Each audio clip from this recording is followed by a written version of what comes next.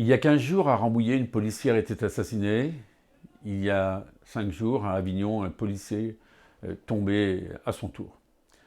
Nos forces de l'ordre, ceux qui vous protègent, qui nous protègent au quotidien, je pense aux gendarmes, aux policiers, je pense aussi aux pompiers, souvent sont attaqués. Et là, ils l'ont été de façon absolument invraisemblable. Imaginez aller jusqu'à assassiner des hommes et des femmes qui, au quotidien, font ce métier dangereux pour protéger les uns et les autres.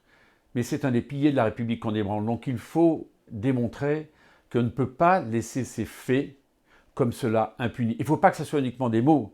Beaucoup de choses ont été faites, notamment la loi de protection de la République, sur laquelle j'ai eu l'occasion de m'exprimer à plusieurs reprises. Mais je crois qu'il faut aller encore plus loin.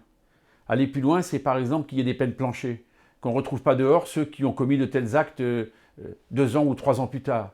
Il faut aussi, naturellement, que ceux qui portent atteinte à des policiers, à des gendarmes qui sont dépositaires de l'État, eh bien ceux-là, justement, doivent être encore plus sévèrement punis. Et quand je dis plus sévèrement punis, parce que la récidive est souvent au rendez-vous et ça n'est pas acceptable. Il faut aussi, sur l'immigration, il faut le dire, mettre en place ces fameux quotas d'immigration qu'Alain Juppé réclamait, certains s'en souviennent, par métier, parce qu'on ne peut pas accueillir tout le monde, on ne peut pas accueillir toute la misère du monde, comme disait Michel Rocard.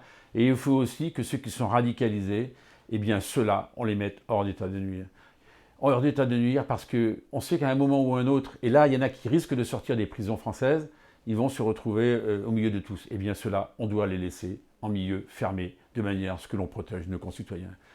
Lorsque la République est fragilisée, il faut plus de République. Comptez sur ma détermination de député, d'élu local que je suis, de maire que j'ai été, pour savoir combien la sécurité est au cœur des préoccupations, et pas des slogans comme on peut les entendre qui suffisent.